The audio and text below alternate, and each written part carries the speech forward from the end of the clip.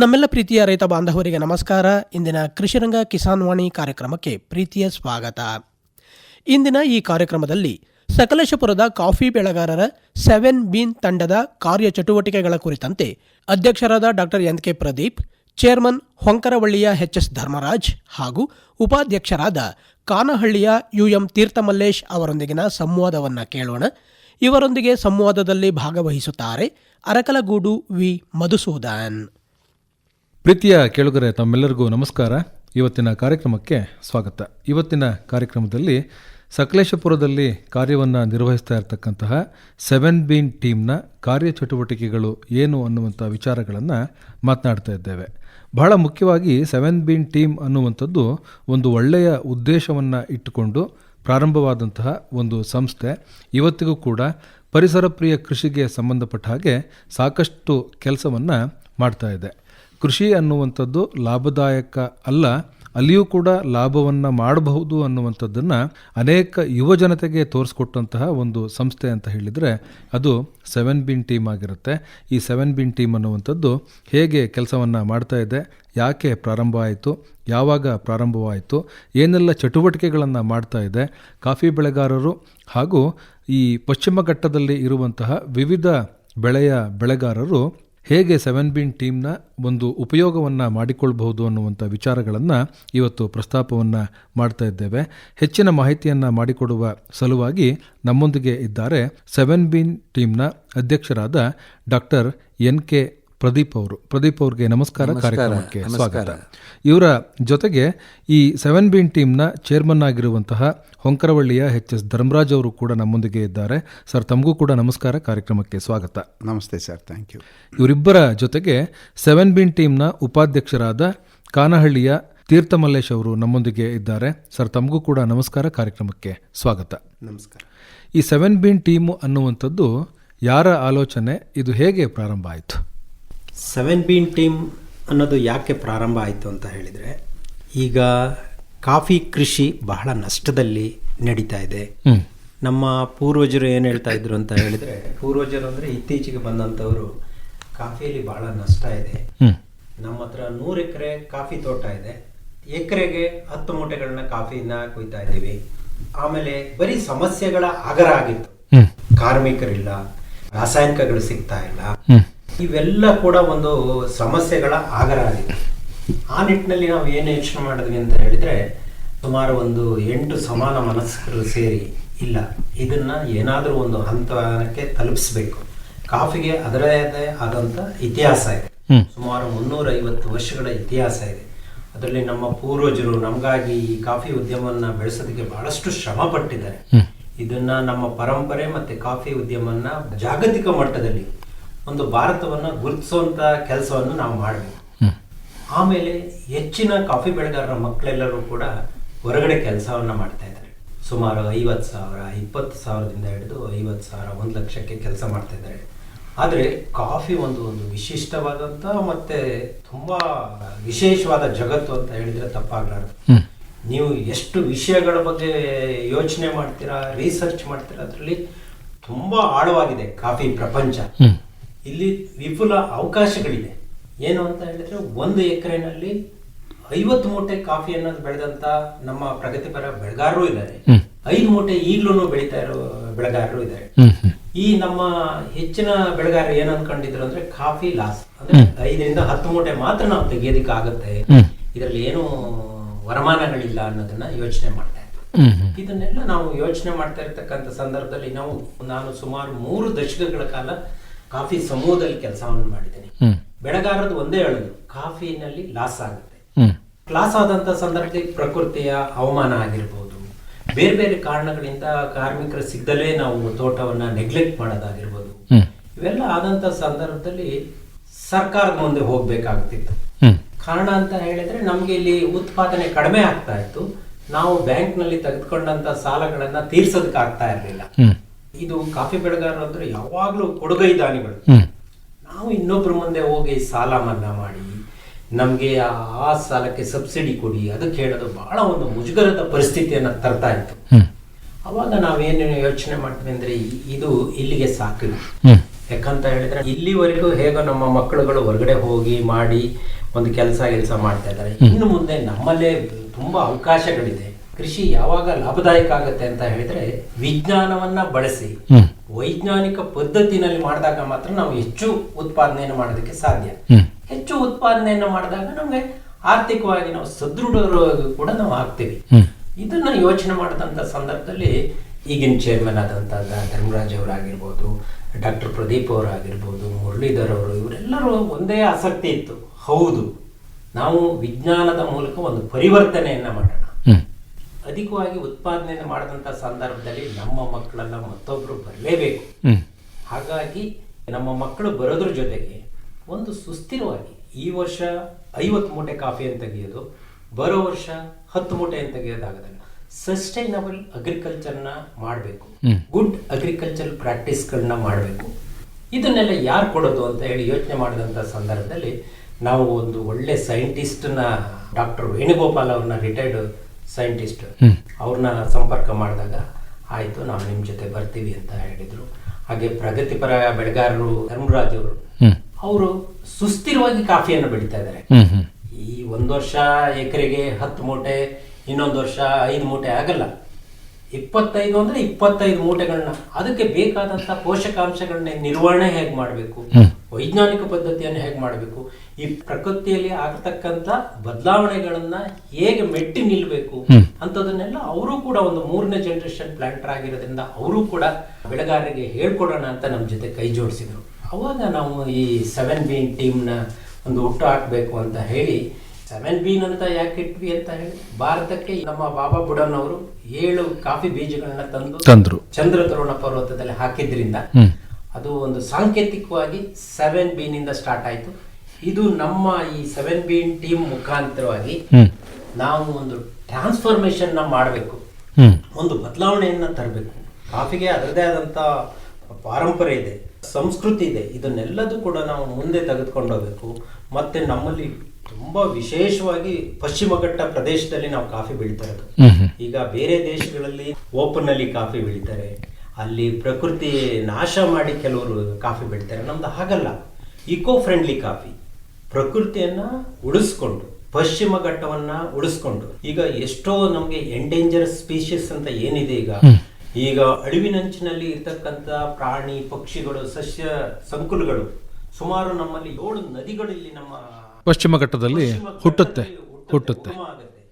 ಇವನ್ನೆಲ್ಲದನ್ನು ಉಳಿಸಿ ಮುಂದಿನ ಜನರೇಷನ್ ಒಂದು ಒಳ್ಳೆ ರೀತಿನಲ್ಲಿ ಕಾಫಿ ಉದ್ಯಮವನ್ನ ಬಿಟ್ಕೊಡ್ಬೇಕು ಅನ್ನೋ ಒಂದು ಆಲೋಚನೆ ಇಟ್ಕೊಂಡು ಈ 7 ಬೀನ್ ಟೀಮ್ ಅನ್ನ ಹುಟ್ಟಾಕ್ತೀವಿ. ಯಾವಾಗ ಪ್ರಾರಂಭ ಮಾಡಿದ್ರಿ ಇದನ್ನ? ಇದು 2024ರಲ್ಲಿ 7 ಬೀನ್ ಟೀಮ್ ಅನ್ನೋದನ್ನ ನಾವು ಪ್ರಾರಂಭ ಮಾಡಿದ್ವಿ. ಈ ಹಿಂದೆ western Ghat eco friendly band ಅಂತ ಕೂಡ ನಾವೇನೇ ಈ ಸಮಾನ ಮನಸ್ಕರು ಸೇರಿ ಇದನ್ನ ಹುಟ್ಟಾಕಿದ್ವಿ. ವೆಬ್ ಅಂತ ಹೇಳಿತ್ತು, ಅದು ಕೂಡ ಹುಟ್ಟಾಕ್ರಿ. ಅಲ್ಲಿ ನಮ್ಗೆ ಏನು ಅಂತ ಹೇಳಿದ್ರೆ ನಮ್ದು ಸುಮಾರು ಆಲೋಚನೆಗಳು, ಬದಲಾವಣೆಗಳಿದ್ದು. ಈ 8 ಜನರ ತಂಡಗಳು ಬೇರೆ ಇದ್ದಾಗ ನಾವೇ ಅದಕ್ಕೆ ಇದನ್ನೊಂದು ಸಪರೇಟ್ ಮಾಡಿ ಇದರ ಮೂಲಕ ನಾವು ಮುನ್ನಡೆಸ್ಕೊಂಡು ಹೋಗೋಣ ಅಂತ ಹೇಳಿ ಆಲೋಚನೆ ಮಾಡಿದಾಗ 7 ಬೀನ್ ತಂಡ ಹುಟ್ಟಾಕ್ತೀವಿ. 7 ಬೀನ್ ತಂಡ ಅನ್ನುವಂಥದ್ದು 2024ನೇ ಇಸ್ವಿಯಿಂದ ಕೆಲಸವನ್ನ ಮಾಡ್ತಾ ಇದೆ. ಈ 7 ಬೀನ್ ತಂಡವನ್ನ ಪ್ರಾರಂಭ ಮಾಡಿದಾಗ ಅಧ್ಯಕ್ಷರೇ, ಆ ಒಂದು ತಂಡದ ಗುರಿ ಮತ್ತೆ ಉದ್ದೇಶ ಏನಿತ್ತು? ಅಗ್ರಿಕಲ್ಚರ್ ಎಲ್ಲರೂ ಮಾತಾಡ್ತಿದ್ರೆ ಸಿಂಕಿಂಗ್ ಎಕಾನಮಿ ಸಿಂಕ್ ಆಗ್ತಾ ಇದೆ. ಸೊ ಯುವಕರು ಬರಲ್ಲ. ಸೊ ಮೇಜರ್ ಯುವಕರನ್ನ ಆಕರ್ಷಣೆ ಮಾಡಬೇಕು. ಹೇಗೆ ಆಕರ್ಷಣೆ ಮಾಡ್ತೀವಿ?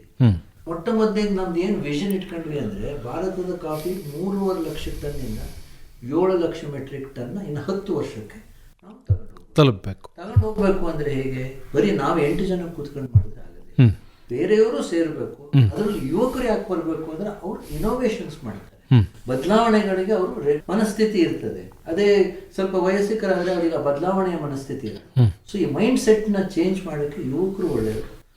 ಆ ನಿಟ್ಟಿನಲ್ಲಿ ಇಟ್ಕೊಂಡು ನಾವು ಈ 7 ಬೀನ್ ಶುರು ಮಾಡಿದ್ವಿ. ಇನ್ನೊಂದು ನಮ್ದು ಏನಾಯ್ತು ಅಂದ್ರೆ ರೆಸಿಡ್ಯೂ ಫ್ರೀ ಪ್ರಾಡಕ್ಟ್ಸ್, ಅಂದ್ರೆ ವಿಷಮುಕ್ತ ಆಹಾರ ಅಥವಾ ಉತ್ಪನ್ನ. ಕಾಫಿ ಇರ್ಬೋದು, ಕಾಳುಮೆಣಸು ಇರ್ಬೋದು, ಏಲಕ್ಕಿ ಇರ್ಬೋದು, ಅಡಿಕೆ ಇರ್ಬೋದು, ಇದನ್ನ ವಿಷಮುಕ್ತವಾಗಿ ಬೆಳಿಬೇಕು. ರೆಸಿಡ್ಯೂ ಫ್ರೀ ಪ್ರಾಡಕ್ಟ್ಸ್ ಅನ್ನು ಬೆಳಿಬೇಕು. ಅದು ಇಂಪಾರ್ಟೆಂಟ್. ಯಾಕಂದ್ರೆ ಕಾಫಿ ಎಸ್ಪೆಷಲಿ 70% ಎಕ್ಸ್ಪೋರ್ಟ್ ಆಗುತ್ತೆ. ಯುರೋಪ್, ಅಮೆರಿಕದಲ್ಲೆಲ್ಲ ಅವರು ಬಹಳಷ್ಟು ರೆಸಿಡ್ಯೂಸ್ನ ಪತ್ತೆ ಹಚ್ತಾರೆ. ಸೊ ನಮ್ಮ ಕಾಫಿ ರಿಜೆಕ್ಟ್ ಆಗೋ ಸಾಧ್ಯತೆನೂ ಇದೆ. ಸೊ ಈ ನಿಟ್ಟಿನಲ್ಲಿ ಇಟ್ಕೊಂಡು ನಾವು ಮಾಡಬೇಕು. ಮುಖ್ಯವಾಗಿದೆ ಅಂದ್ರೆ ಪ್ರಿಸರ್ವ್ ಸಾಯಿಲ್. ಯಾಕೆಂದ್ರೆ ಮಣ್ಣೇ ಮುಖ್ಯ. ಏನಂತೆ ಸುಸ್ಥಿರತೆ ಎಲ್ಲಿಂದ ಶುರು ಆಗುತ್ತೆ? ಮಣ್ಣಿಂದ ಶುರು ಆಗುತ್ತೆ. ಸೊ ನಮ್ಮ ಮಣ್ಣು ಚೆನ್ನಾಗಿದ್ರೆ, ನಮ್ಮ ಸಾಯಿಲ್ ಚೆನ್ನಾಗಿದ್ರೆ ನಾವು ಏನ್ ಬೇಕಾದ್ರೂ ಬೆಳಿಬಹುದು. Soil very important. Soil preserve ಮಾಡೋದು ಹೇಗೆ, ಸಾಯಿಲ್ ಫರ್ಟಿಲಿಟಿ ಹೇಗೆ ಎನ್ಹಾನ್ಸ್ ಮಾಡೋದು, ಹೇಗೆ ಅದನ್ನು ಪ್ರೊಟೆಕ್ಟ್ ಮಾಡೋದು, ಇದನ್ನ ನಮ್ಮ ಮೂಲ ಉದ್ದೇಶ. ಇದನ್ನ ಇಟ್ಕೊಂಡು ನಾವು 7 Bean ಟೀಮ್ನ ಹುಟ್ಟು ಹಾಕಿದ್ವಿ. 7 Bean ಟೀಮ್ ಅನ್ನುವಂಥದ್ದು ಇದೊಂದು ಸ್ವಯಂ ಸೇವಾ ಸಂಸ್ಥೆ ಥರದಲ್ಲಿ ಕೆಲಸವನ್ನು ಮಾಡ್ತಾ ಇದೆ. ಯಾವ್ಯಾವ ಬೆಳೆಗಳನ್ನು ಕೇಂದ್ರೀಕರಿಸಿ ಮಾಡ್ತಾ ಇದೆ? ಅನೇಕರಿಗೆ ಅನಿಸುತ್ತೆ ಬರೀ ಕಾಫಿ ಬಗ್ಗೆ ಒತ್ತು ಕೊಡ್ತಾ ಇದ್ದಾರೆ ಅಂತ ಹೇಳಿ ಅಂತ ಅನಿಸುತ್ತೆ. ಆದರೆ ಅದು ಹಾಗಲ್ಲ, ಭಿನ್ನವಾಗಿದೆ. ಯಾವ್ಯಾವ ಬೆಳೆಯನ್ನು ಕೇಂದ್ರೀಕರಿಸಿದ್ರಿ? ನಮ್ದು ಮುಖ್ಯ ಬೆಳೆ ಮಲೆನಾಡಿನಲ್ಲಿ ಕಾಫಿ. ಅದ್ರ ಜೊತೆ ಕಾಳುಮೆಣಸು, ಏಲಕ್ಕಿ, ಅಡಿಕೆ. ಇವು 4 ಬೆಳೆಗೂ ನಾವು ಆದ್ಯತೆ ಕೊಡ್ತೀವಿ. ಯಾಕೆಂದ್ರೆ ಸಸ್ಟೈನಬಿಲಿಟಿ, ಸುಸ್ಥಿರತೆ ಬರಬೇಕು ಅಂದ್ರೆ ಬರೀ ಕಾಫಿಲಾಗಲ್ಲ. ನಿಮಗೆ ಕಾಫಿ ಜೊತೆ ಕಾಳುಮೆಣಸು, ಏನು ನಾವು ಶೇಡ್ ಟ್ರೀಸ್ ಹಾಕಿರ್ತೀವಿ, ನೆರಳಿನ ಮರಗಳಿರ್ತೀವಿ, ನೆರಳಿನ ಮರಗಳಿಗೆ ನಾವು ಕಾಳುಮೆಣಸು ಹಬ್ಸ್ತೀವಿ. ಅದೇ ರೀತಿ ಏಲಕ್ಕಿಯನ್ನು ಒಂದು ಭಾಗದಲ್ಲಿ ಬೆಳೆದ್ರೆ ಏಲಕ್ಕಿಯಲ್ಲಿ ಇವತ್ತಿರುವ ಪ್ರಾಫಿಟ್ ಯಾವ ಬೆಳೆಯಲ್ಲೂ ಇಲ್ಲ. ಸೊ ಏಲಕ್ಕಿಯನ್ನು ಒಂದು ಸುಸ್ಥಿರತೆ ಕೊಡುತ್ತೆ. ಮತ್ತೆ ಅಡಿಕೆನೂ ಸಹ ಈಗ ಕಾಫಿ ತೋಟಗಳಲ್ಲಿ ಬೆಳಿಬಹುದು, ಇಲ್ಲ ಗದ್ದೆಗಳಲ್ಲಿ ಬೆಳಿಬಹುದು, ಇಲ್ಲ ಇದರಲ್ಲಿ ವ್ಯಾಲೀಸ್ ಅಲ್ಲಿ ಅಡಿಕೆ ಬೆಳಿಬಹುದು. ಸೊ ಈ 4 ಬೆಳೆನೂ ಬಂದ್ರೆ ಸುಸ್ಥಿರತೆ, ಸಸ್ಟೈನಬಿಲಿಟಿ ಬರುತ್ತೆ. ಸೊ ಆದ್ರಿಂದ ನಾವು 4 ಬೆಳೆಗೂ ಆದ್ಯತೆ ಕೊಡ್ತೀವಿ. 7 Bean ಟೀಮ್ ಅನ್ನುವಂಥದ್ದು ಬಹಳ ಮುಖ್ಯವಾಗಿ ಪಶ್ಚಿಮ ಘಟ್ಟದ ಪ್ರದೇಶಗಳಲ್ಲಿ ಬೆಳೆಯುವಂಥ ಬೆಳೆಗಳನ್ನು ಕೇಂದ್ರೀಕರಿಸಿ ಕೆಲಸವನ್ನು ಮಾಡ್ತಾ ಇರತಕ್ಕಂಥ ಒಂದು ಸಂಸ್ಥೆ ಅಂತ ಹೇಳಿ ನಾವು ಕರಿಬಹುದು. ಇದರ ಕಾರ್ಯಚಟುವಟಿಕೆಗಳು ಹೇಗಿರುತ್ತೆ, ಯಾವ್ಯಾವ ಕೆಲಸಕ್ಕೆ ಸಂಬಂಧಪಟ್ಟ ಹಾಗೆ ಇದು ಕೆಲಸವನ್ನು ಮಾಡ್ತಾ ಇದೆ ಅನ್ನುವಂಥದ್ದನ್ನು ತಿಳಿಸ್ಕೊಡಿ.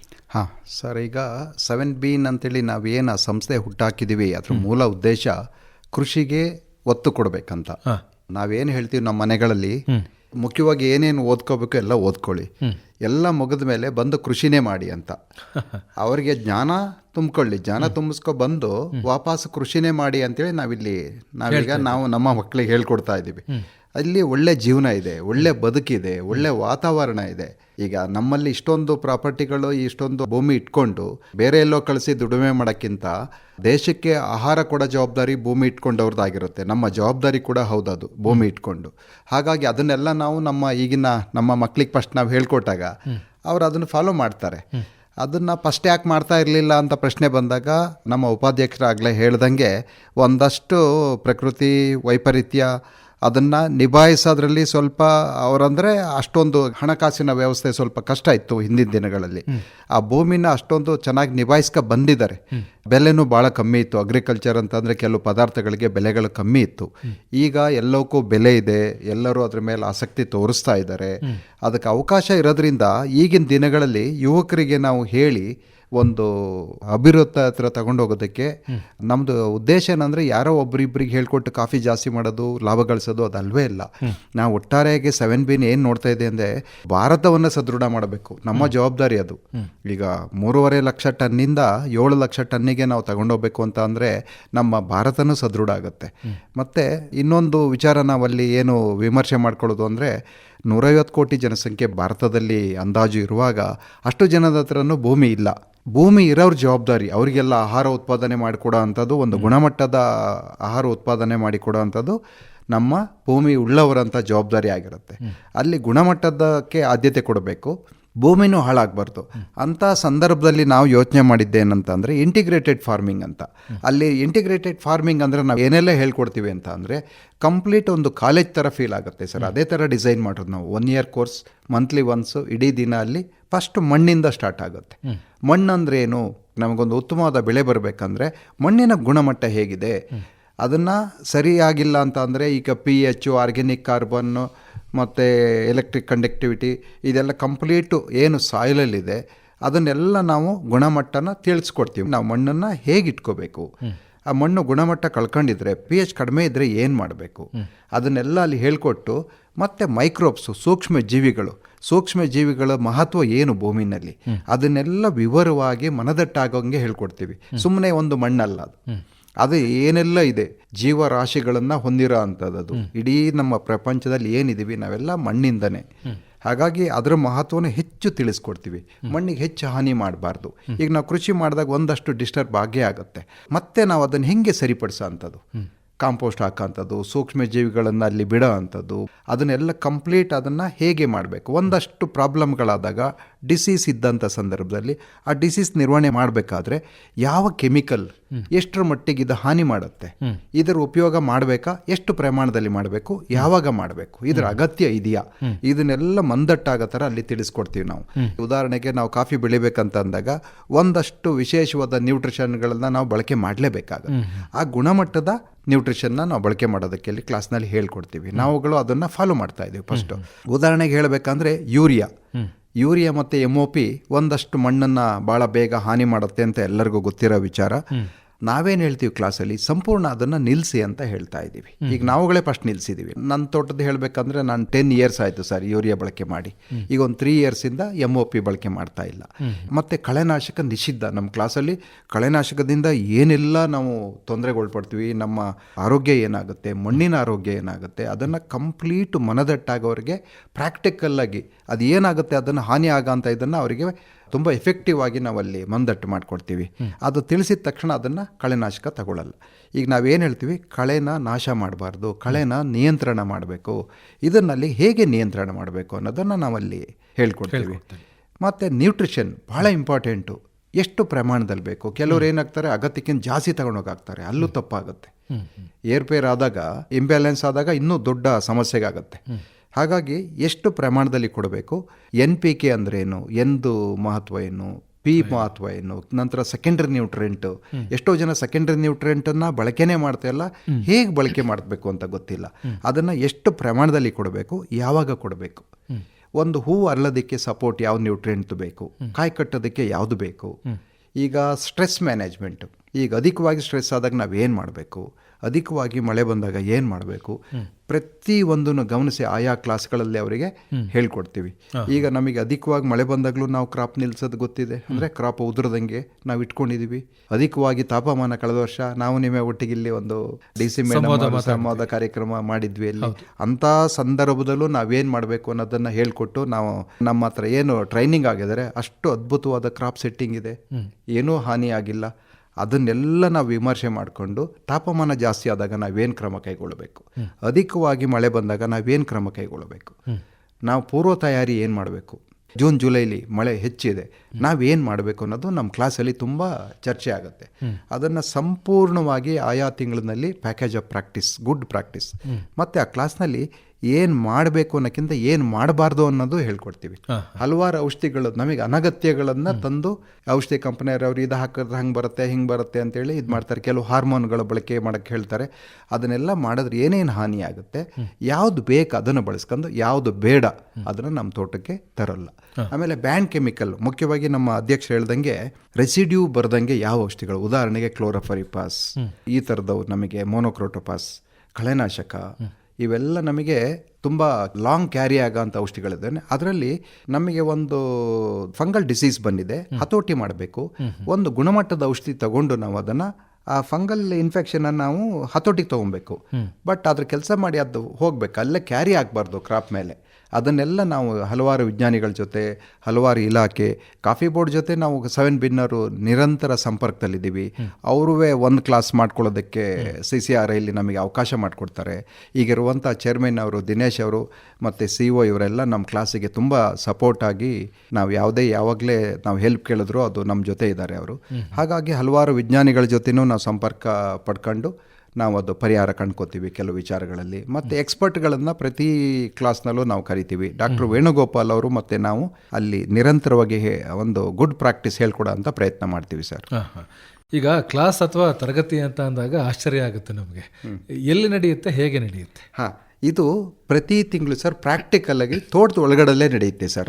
ಪ್ರತಿ ತಿಂಗಳು ಬೇರೆ ಬೇರೆ ಕ್ಲಾಸ್ ಅಂದ್ರೆ ಎಲ್ಲ 4 ಗೋಡೆಗಳು ಇಲ್ಲ ಸರ್, ಇಲ್ಲ. ನಾವು ನೇಚರ್ ಮಧ್ಯದಲ್ಲಿ, ತೋಟಗಳ ಮಧ್ಯದಲ್ಲಿ. ತೋಟಗಳಲ್ಲಿ ಯಾಕೆ ಅಂತ ಅಂದ್ರೆ ಹೀಗೆ ಮಾಡಬಹುದು ನೋಡಿ, ಈಗ ಮಾಡಿದ್ದಾರೆ, ಈ ತರ ಬೆಳೆ ಬಂದಿದೆ, ಗಿಡ ಇಷ್ಟ ಆರೋಗ್ಯಕರವಾಗಿದೆ. ನಮ್ಮ ಉಪಾಧ್ಯಕ್ಷರು ಆಗ್ಲೇ ಹೇಳ್ದಂಗೆ 1 ವರ್ಷ ಅಧಿಕವಾದ ಕ್ರಾಪು, ನೆಕ್ಸ್ಟ್ ಇಯರ್ಗೆ 2 ವರ್ಷ ಇಲ್ಲ, ಗಿಡ ರೆಸ್ಟಿಗೆ ಹೋಗ್ಬಿಡುತ್ತೆ, ಆ ಥರ ಅಲ್ಲ. ನಮಗೆ ಪ್ರತಿ ವರ್ಷ ಆರೋಗ್ಯಕರವಾಗಿ ಗಿಡನ ಹೇಗೆ ಮೇಂಟೈನ್ ಮಾಡಬೇಕು, ನಾವು ಆ ಬೆಳೆ ಉತ್ಪನ್ನ ಹೇಗೆ ಮಾಡಬೇಕು, ಪ್ರೋಸೆಸ್ ಹೆಂಗೆ ಮಾಡಬೇಕು, ಮಾರಾಟ ಕ್ರಮ ಹೇಗೆ, ಹಣಕಾಸು ನಿರ್ವಹಣೆ ಹೇಗೆ, ಲೇಬರ್ ಮ್ಯಾನೇಜ್ಮೆಂಟನ್ನು ಹೇಗೆ ಮಾಡಬೇಕು, ನಮ್ಮ ಲೇಬರ್ನ ನಾವು ಹೇಗೆ ಅವ್ರನ್ನ ನಮ್ಮ ವಿಶ್ವಾಸಕ್ಕೆ ತಗೊಂಡು ಅವರನ್ನು ನಾವು ಕೆಲಸ ಮಾಡಿಸ್ಕೋಬೇಕು, ಅವ್ರಿಗೂ ನಾವು ಏನೆಲ್ಲ ಹೆಲ್ಪ್ ಮಾಡಬೇಕು, ಇದಿಷ್ಟು ನಮ್ಮ ತರಗತಿನಲ್ಲಿ ಚರ್ಚೆ ಆಗುತ್ತೆ.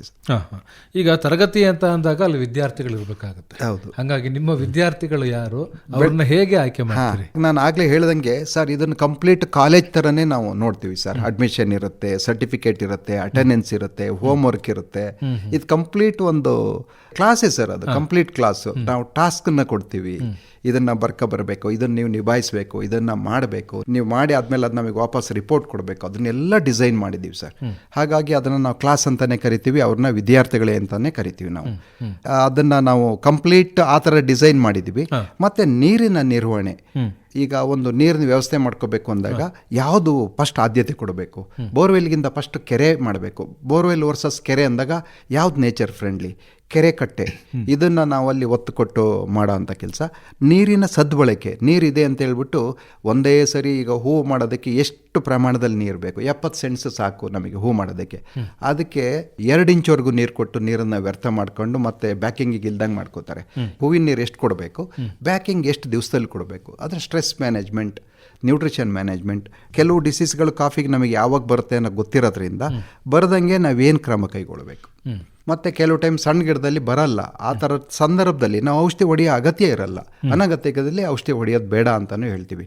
ಹಾಗಾಗಿ ಕಾಫಿಗೆ ಸಂಬಂಧಪಟ್ಟಿದ್ದು ಏಲಕ್ಕಿ, ಮೆಣಸು, ಅಡಿಕೆ, ಇದಕ್ಕೆ ಸಂಬಂಧಪಟ್ಟಿದ್ದು ಕಂಪ್ಲೀಟ್ ಪ್ಯಾಕೇಜ್ ಆಫ್ ಪ್ರಾಕ್ಟೀಸನ್ನು ನಮ್ಮ ಕ್ಲಾಸಲ್ಲಿ ಕೊಡ್ತೀವಿ. ಅದನ್ನು ಫಾಲೋ ಮಾಡಿದವರು ಅದ್ಭುತವಾದ ರಿಸಲ್ಟನ್ನು ತೊಗೊಂಡಿರೋದಿದೆ ಸರ್. ಹಾಗಾಗಿ ನಮಗೆ ಇನ್ನೊಂದು ಏನು ತುಂಬ ದೊಡ್ಡ ಟಾಸ್ಕ್, ಕಷ್ಟದ ಕೆಲಸ ಅಂತ ಅಂದರೆ, ನಾವು ತಗೊಳ್ಳೋದು 1 ವರ್ಷಕ್ಕೆ 150 ಜನ ಮಾತ್ರ ಹೇಳ್ಕೊಡೋದಕ್ಕಾಗಬೇಕಲ್ಲ. ಸಾವಿರಾರು ಜನ ಆಕಾಂಕ್ಷಿಗಳಿದ್ದಾರೆ ಸರ್. ನಾವು ಇಲ್ಲಿ ಇದ್ದಾಗಲೂ ನಮಗೆ ಫೋನ್ ಬರ್ತಾ ಇತ್ತು, ಈಗ ಅವರು ನಮಗೆ ಸರ್ ನಾವು ಸೇರ್ಕೋಬೇಕು ಅಂತೇಳಿ. ಮತ್ತು ಯಾರೆಲ್ಲ ಸೇರ್ಕೋಬೋದು ಇಲ್ಲಿ? ಯಾವುದೇ ಥರದ ಏಜ್ ಲಿಮಿಟ್ ಇಲ್ಲ ಸರ್. ಯಾರ ಆಸಕ್ತಿ ಇದೆ ಅವರೆಲ್ಲ ಬಂದು, ಲೇಡೀಸ್ ಇದ್ದಾರೆ, ಕೆಲವು ತೋಟನ ಲೇಡೀಸೇ ನಿರ್ವಹಣೆ ಮಾಡೋ ಅಂಥವ್ರು ಇದ್ದಾರೆ, ಅವ್ರಿಗೆಲ್ಲ ಭಾಳ ಅನುಕೂಲ ಆಗುತ್ತೆ.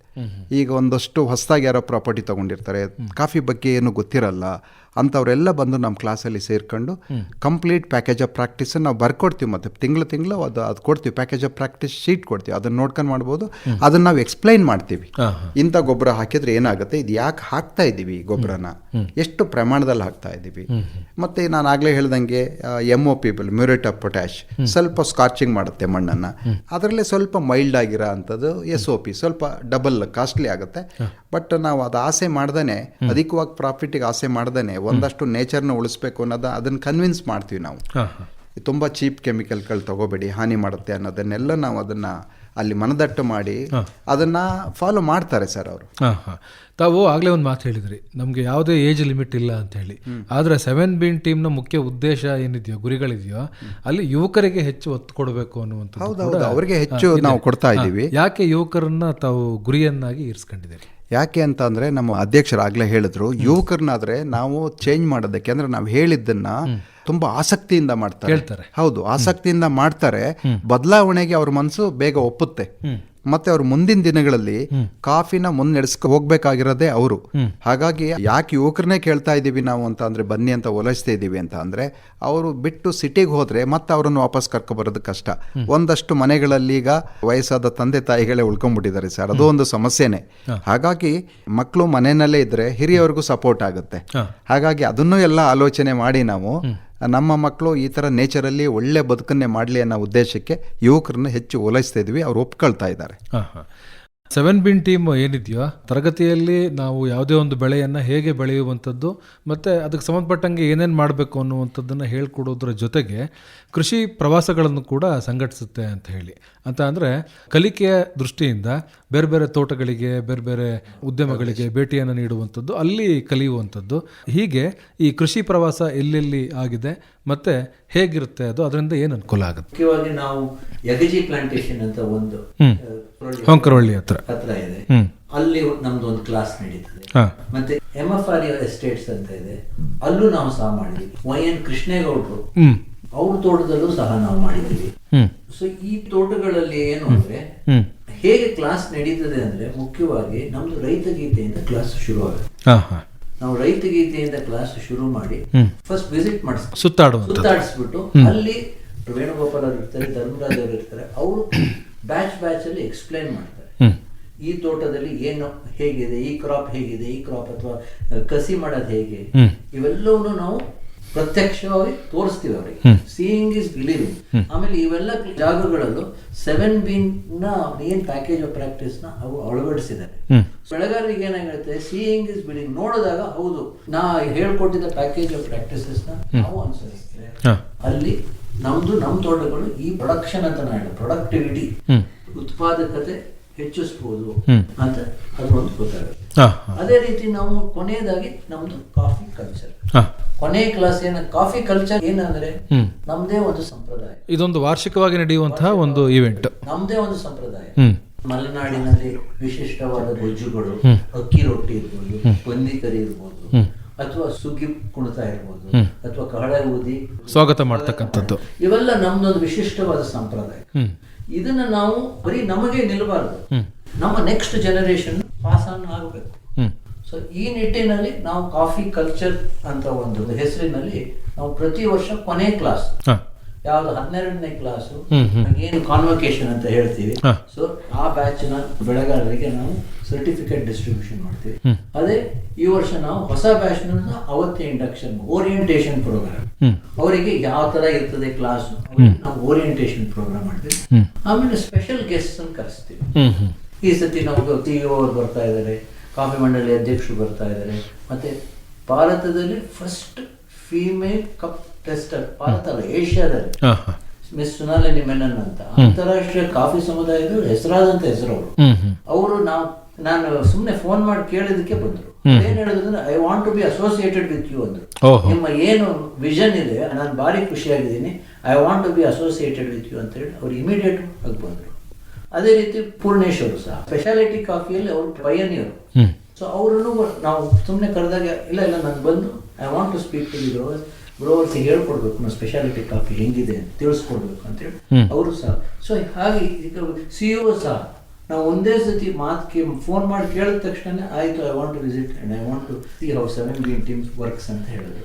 ಸೊ ಇದೇನು ಅಂದ್ರೆ ನಾವು ಮಾಡ್ತಿರೋ ಕಾರ್ಯಗಳು ಒಂದು ಸಮುದಾಯಕ್ಕೆ ಒಳ್ಳೆಯ ಕಾರ್ಯ ಮಾಡ್ತಾ ಇದೀವಿ. ಈಗ ಬೆಳೆಗಾರರು ಇನ್ನೂ ಹೆಚ್ಚಿನ ಮಟ್ಟದಲ್ಲಿ ಆರ್ಥಿಕವಾಗಿ ಸದೃಢವಾಗಬೇಕು. ಆದ್ರಿಂದ ನಾವು 7B ಟೀಮ್ ಒಂದು ಉದ್ದೇಶ ಇಟ್ಕೊಂಡು ನಾವು ಮಾಡ್ತೀವಿ. 7B ಟೀಮ್ನ ವಾರ್ಷಿಕ ಒಂದು ಉತ್ಸವ ಅಂತ ಹೇಳಿ ನಾವು ಕರಿಬಹುದು.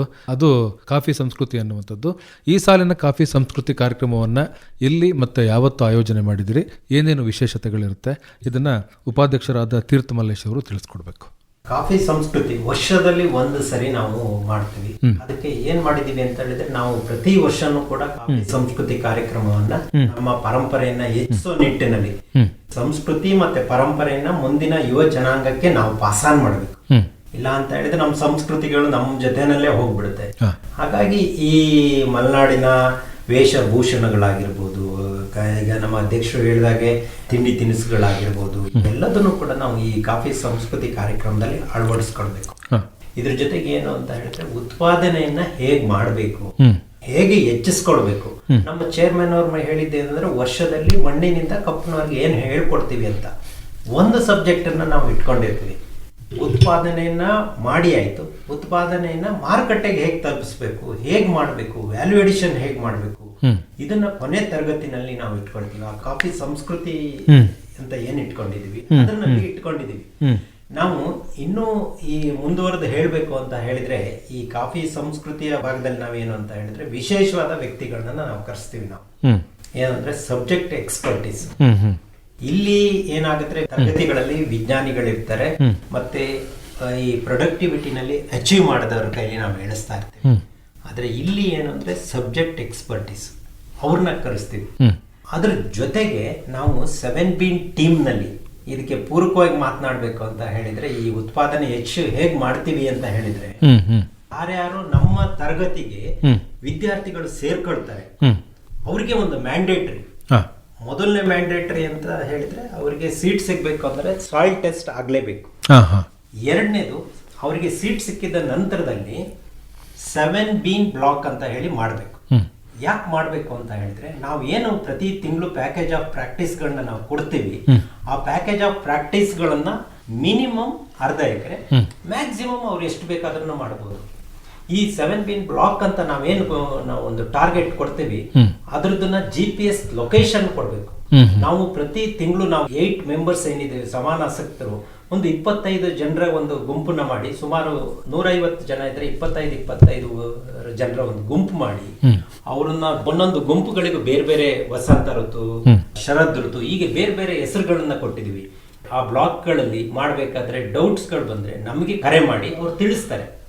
ಆಗ ತಿಳಿಸಿದಂಥ ಸಂದರ್ಭದಲ್ಲಿ ಏನಾದರೂ ವ್ಯತ್ಯಾಸ ಆದರೆ ನಾವು ಕೂಡ ಹೋಗಿ ವಿಸಿಟ್ ಮಾಡಿ ಅದಕ್ಕೆ ಪೂರಕವಾದ ಮಾಹಿತಿಯನ್ನು ಕೂಡ ನಾವು ಕೊಟ್ಟು ಬರುವಂಥ ಕೆಲಸವನ್ನು ಕೂಡ ಮಾಡ್ತೀವಿ. ಇದರಲ್ಲಿ ಇನ್ನೂ ಒಂದು ಏನು ಅಂತ ಹೇಳಿದ್ರೆ, 7 ಬೀನ್ ಬ್ಲಾಕ್ ಆದ ನಂತರ ನಾವು ಬರೀ ಉತ್ಪಾದನೆಯನ್ನು ಮಾತ್ರ ಹೇಗೆ ಉತ್ಪಾದನೆ ಮಾಡಬೇಕು, ಹೆಚ್ಚು ಉತ್ಪಾದನೆ ಮಾಡಬೇಕು ಅಂತ ನಾವು ಮಾತ್ರ ಹೇಳ್ಕೊಡಲ್ಲ. ಪೂರಕವಾದಂತ ಸುಮಾರು ಹಲವಾರು ವಿಷಯಗಳಿದೆ. ನಾವಿಲ್ಲಿ ಏನು ಮಾತಾಡ್ಬೇಕಾದ್ರೂ ಕೂಡ ಪರ್ ಪ್ಲಾಂಟ್ ಅಂತ ಮಾತಾಡ್ತೀವಿ. ನಾವು ಪ್ರತಿ ಗಿಡದಿಂದ ಎಷ್ಟು ಆದಾಯವನ್ನ ತೆಗಿಬೇಕು ಅಂತ ಹೇಳಿ ಮಾತಾಡ್ತೀವಿ. ನಾವು ನೀರನ್ನ ಸೆಂಟ್ಸಲ್ಲಿ ಹೇಳೋದಕ್ಕಿಂತನೂ ಒಂದು ಗಿಡ ಎಷ್ಟು ನೀರನ್ನ ಬಯಸುತ್ತೆ ಹೂವಾಗುವಂತ ಸಂದರ್ಭದಲ್ಲಿ 1 ಎಕರೆಗೆ 1,03,236 ಲೀಟರ್ ಅಂತ ಹೇಳಿ ಸ್ಪೆಸಿಫಿಕ್ ಆಗಿ ಮಾತಾಡ್ತೀವಿ. ಯಾಕೆ ಮಾತಾಡ್ತೀವಿ ಅಂದ್ರೆ, to increase our productivity, these are all matters. ಇದು ಸಣ್ಣ ವಿಷಯಗಳಲ್ಲ. ನಾವು ಕೆರೆ ನೀರಿನ ಅನುಕೂಲ ಮಾಡಿ ಅಂತ ಹೇಳಲ್ಲ. 10 ಎಕರೆ ಇದೆ ಅಂತ ಹೇಳಿದ್ರೆ ನೀವು ಸುಮಾರು 4 ರೌಂಡ್ಗೆ ಮಾನಸಿಕವಾಗಿ ನೀರು ಹೊಡೆಯೋದಕ್ಕೆ ಪೂರ್ವಭಾವಿ ಸಿದ್ಧತೆಗಳನ್ನ ಮಾಡಬೇಕು. 10 ಎಕರೆ ಇದ್ರೆ 1 ಎಕರೆಗೆ 4.5 ಲಕ್ಷ ಲೀಟರ್ ನೀರು ಬೇಕಾಗುತ್ತೆ. ಹಾಗಾದ್ರೆ 4 ಲಕ್ಷ ಅಂದ್ರೆ 16 ಲಕ್ಷ ಲೀಟರ್ಗೆ ನೀವು ತಯಾರಾಗಬೇಕು ಅನ್ನೋದನ್ನು ನಾವು ಹೇಳ್ತೀವಿ.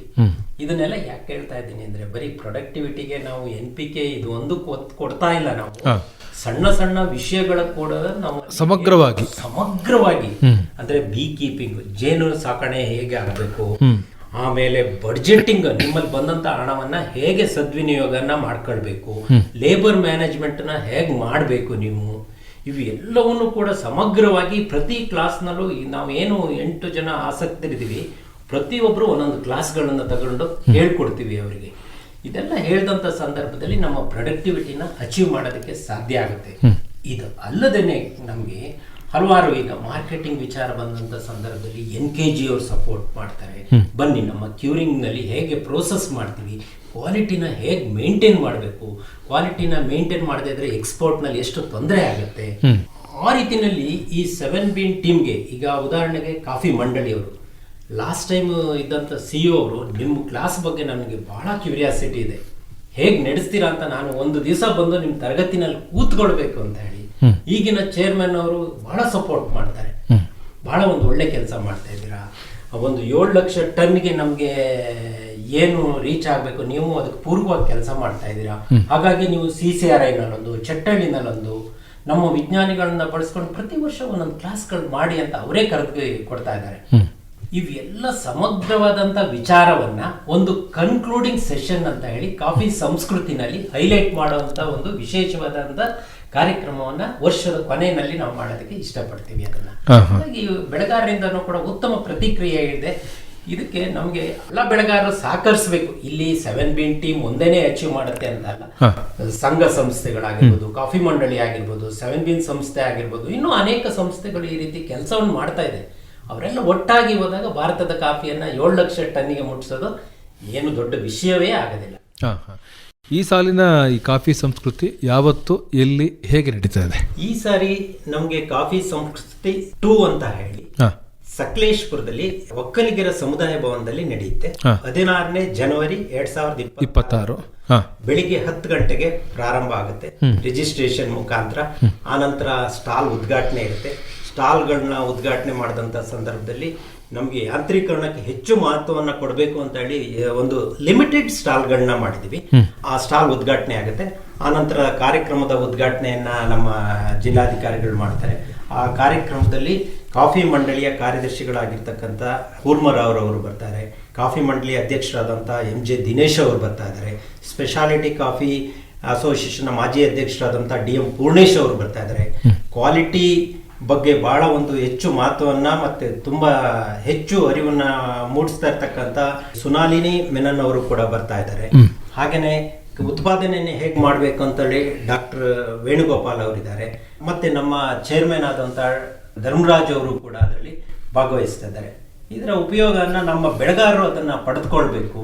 ಮಧ್ಯಾಹ್ನ ನಂತರ ಕೂಡ ಹೊಸ ತರಗತಿಗಳು ಈಗ ಪ್ರಾರಂಭ ಆಗ್ತದೆ. ಆ ಪ್ರಾರಂಭ ಆಗೋದ್ರದ್ದು ಉದ್ಘಾಟನೆ ಸಮಾರಂಭ ಕೂಡ ಇರುತ್ತೆ. ಕಡೆಯದಾಗಿ 7 ಬೀನ್ ಟೀಮ್ ಬಗ್ಗೆ ಹಾಗೂ ಕಾಫಿ ಸಂಸ್ಕೃತಿಯ ಬಗ್ಗೆ ಏನು ಹೇಳಲಿಕ್ಕೆ ಇಷ್ಟಪಡ್ತೀರಾ ನಮ್ಮ ಕೇಳುಗರಿಗೆ? 7 ಬೀನ್ದ ಮೂಲ ಉದ್ದೇಶ ಇಷ್ಟಕ್ಕೆ ನಿಲ್ಲಲ್ಲ ಸರ್. ನಮ್ಮದು ಉದ್ದೇಶ ಭಾಳ ದೊಡ್ಡದಿದೆ. ಇದನ್ನು ಮುಂದಿನ ದಿನಗಳಲ್ಲಿ ಒಂದು ಯೂನಿವರ್ಸಿಟಿ ಲೆವೆಲಿಗೆ ಇದನ್ನು ಬೆಳೆಸ್ಕೊಂಡು ಹೋಗಬೇಕು ಅಂತ ಅಂದರೆ ನಮ್ಮದೇ ಆದ ಬೆಳೆಗಾರರದೇ ಆದ ಸುಸಜ್ಜಿತವಾದ ಒಂದು ಸೆಮಿನಾರ್ ಹಾಲ್ ಮಾಡಬೇಕು ಅನ್ನೋದು ನಮ್ಮದು ದೂರದೃಷ್ಟಿ ಇದೆ ಸರ್. ಮುಂದಿನ ದಿನಗಳಲ್ಲಿ ಅದನ್ನು ಮಾಡ್ತೀವಿ. ನಮ್ಮದೇ ಆದ ಕಪ್ಪಿಂಗ್ ಕಾಫಿ ಲ್ಯಾಬ್ ಬೆಳೆಗಾರರಿಗೆ ಮತ್ತು ಡಿಜಿಟಲ್ ಲೈಬ್ರರಿ. ಈಗ ನಮ್ಮ ಮಕ್ಕಳು ಮುಂದಿನ ದಿನಗಳಲ್ಲಿ ಬಂದರೆ ಆ ಡಿಜಿಟಲ್ ಲೈಬ್ರರಿಲಿ ಕಂಪ್ಲೀಟ್ ಅವರಿಗೆ ಕಾಫಿ ಬಗ್ಗೆ ಇಡೀ ಪ್ರಪಂಚದಲ್ಲಿ ಏನೇನು ನಡೀತಿದೆ, ಎಷ್ಟು ಪ್ರೊಡಕ್ಷನ್ ಇದೆ, ಯಾವ್ಯಾವ ದೇಶದಲ್ಲಿ ಕಾಫಿ ಬೆಳೀತಾರೆ, ಯಾವ್ಯಾವ ವೆರೈಟಿಗಳಿದೆ, ಏನು ಡಿಸೀಸ್ ಇದೆ, ಕಂಪ್ಲೀಟು ಡಿಜಿಟಲ್ ಲೈಬ್ರರಿ ಮಾಡಬೇಕು ಅನ್ನೋ ಉದ್ದೇಶ ಇದೆ. ಸ್ಪೆಷಾಲಿಟಿ ಘಟಕಗಳನ್ನು ಒಂದು ಮಾಡೆಲ್ ಮಾಡಬೇಕಂತ ಇದೆ ನಮಗೆ. ಅದನ್ನು ಮಾಡಿಕೊಂಡು ಹೇಗೆ ಮಾಡೋದು, ಈ ಥರದ್ದು ನಮ್ಮದು ತುಂಬ ಮೂಲ ಉದ್ದೇಶ ಇಟ್ಕೊಂಡು ಅದನ್ನು ಮಾಡ್ತಾಯಿದ್ವಿ. ಮುಂದಿನ ದಿನಗಳಲ್ಲಿ ಅದನ್ನು ಕಾರ್ಯರೂಪಕ್ಕೆ ತರ್ತೀವಿ ಸರ್. ಅಧ್ಯಕ್ಷರೇ, ತಮ್ಮ ಕಡೆಯೇ ನುಡಿ. ಕಾಫಿ ಸಂಸ್ಕೃತಿ 2ನೇದು ಜನವರಿ 16ನೇ ತಾರೀಕು ನಡೆಸ್ತಾ ಇದ್ವಿ. ಅದರಲ್ಲಿ ನಾನು ಬೆಳೆಗಾರರಿಗೆ ಕರೆ ಕೊಡೋದು, ಆದಷ್ಟು ಬೆಳೆಗಾರರು ಬಂದು ಈ ವಿಚಾರ ಸಂಕಿರಣದಲ್ಲಿ ಭಾಗವಹಿಸಿ, ಈ ವಿಚಾರ ಸಂಕಿರಣದಲ್ಲಿ ಏನೇನು ಸ್ಪೆಷಲ್ ಸಬ್ಜೆಕ್ಟ್ಸ್ ಇದ್ದಾವೆ ಅದ್ರ ಬಗ್ಗೆ ಅರಿವು ಮೂಡಿಸ್ಕೊಂಡು ಪ್ರಯೋಜನ ಪಡಿ ಅಂತ ನಾನು ಹೇಳ್ತೀನಿ. ಆಮೇಲೆ ಇದರಲ್ಲಿ ಲಿಮಿಟೆಡ್ ಸೀಟ್ಸ್ ಇದೆ. ಲಿಮಿಟೆಡ್ ಕ್ರೌಡಿಗೆ ನಾವು ಮಾಹಿತಿ ಕೊಡ್ತಾ ಇರೋದು. ಸೊ ಒಂದು 150 ಜನಕ್ಕೆ ಮಾತ್ರ ಇದು ಲಿಮಿಟೆಡ್ ಸೀಟ್ಸ್ ಇರೋದ್ರಿಂದ ಆದಷ್ಟು ಬೇಗ ಬೆಳೆಗಾರರು ಇದಕ್ಕೆ ರಿಜಿಸ್ಟ್ರೇಷನ್ ಮಾಡ್ಕೊಂಡ್ರೆ ಒಳ್ಳೆಯದಾಗತ್ತೆ ಅಂತ ನಾನು ಹೇಳ್ತಾ ನನ್ನ ಮಾತನ್ನ. ಒಳ್ಳೆಯದು ಸರ್. ಇದುವರೆಗೆ ಸಕಲೇಶಪುರವನ್ನು ಕೇಂದ್ರ ಸ್ಥಾನವಾಗಿ ಇರಿಸಿಕೊಂಡು ಕಾಫಿ ಬೆಳೆಗಾರರ ಒಳಿತಿಗಾಗಿ ಕೆಲಸವನ್ನು ಮಾಡ್ತಾ ಇರತಕ್ಕಂತಹ 7 ಬೀನ್ ಟೀಮ್, ಈ ಟೀಮ್ ಏನೆಲ್ಲ ಕಾರ್ಯಚಟುವಟಿಕೆಗಳನ್ನು ಮಾಡ್ತಾ ಇದೆ, ಬೆಳೆಗಾರರಿಗೆ ಇದರಿಂದ ಹೇಗೆ ಅನುಕೂಲಗಳು ಲಭಿಸ್ತಾ ಇದ್ದಾವೆ, ಈ ಕಾಫಿ ಕ್ಷೇತ್ರಕ್ಕೆ ಸಂಬಂಧಪಟ್ಟ ಹಾಗೆ ಯಾವ ಒಂದು ಗುರಿಯನ್ನು ಇಟ್ಕೊಂಡು ಈ ಒಂದು ತಂಡ ಕೆಲಸವನ್ನು ಮಾಡ್ತಾ ಇದೆ ಅನ್ನುವಂಥ ವಿಚಾರಗಳನ್ನು ಅಧ್ಯಕ್ಷರಾದಂತಹ ಡಾಕ್ಟರ್ NK ಪ್ರದೀಪ್ ಅವರು ಹಾಗೂ ಚೇರ್ಮನ್ರಾದಂತಹ HS ಧರ್ಮರಾಜ್ ಅವರು ಹಾಗೂ ಈ ಒಂದು 7 ಬೀನ್ ಟೀಮ್ನ ಉಪಾಧ್ಯಕ್ಷರಾದಂತಹ ತೀರ್ಥಮಲ್ಲೇಶ್ ಅವರು ತಾವು 3 ಜನ ಬಿಡುವನ್ನು ಮಾಡಿಕೊಂಡು ಭಾಗವಹಿಸಿ ನಮ್ಮ ಸ್ಟುಡಿಯೋಗೆ ಬಂದು 7 ಬೀನ್ ಟೀಮ್ ಬಗ್ಗೆ ಮಾಹಿತಿಯನ್ನು ಮಾಡಿಕೊಟ್ರಿ. ತಮ್ಮೆಲ್ಲರಿಗೂ ಕೂಡ ಧನ್ಯವಾದಗಳು. ನಮಸ್ಕಾರ. ನಮಸ್ಕಾರ ಸರ್. Thank you. ಇದುವರೆಗೆ ಸಕಲೇಶಪುರದ ಕಾಫಿ ಬೆಳೆಗಾರರ 7 ಬೀನ್ ತಂಡದ ಕಾರ್ಯಚಟುವಟಿಕೆಗಳ ಕುರಿತಂತೆ ಅಧ್ಯಕ್ಷರಾದ ಡಾಕ್ಟರ್ NK ಪ್ರದೀಪ್, ಚೇರ್ಮನ್ ಹೊಂಕರವಳ್ಳಿಯ HS ಧರ್ಮರಾಜ್ ಹಾಗೂ ಉಪಾಧ್ಯಕ್ಷರಾದ ಕಾನಹಳ್ಳಿಯ UM ತೀರ್ಥಮಲ್ಲೇಶ್ ಅವರೊಂದಿಗಿನ ಸಂವಾದ ಕೇಳಿದಿರಿ. ಇವರೊಂದಿಗೆ ಸಂವಾದದಲ್ಲಿ ಭಾಗವಹಿಸಿದ್ದವರು ಅರಕಲಗೂಡು ವಿ ಮಧುಸೂದನ್.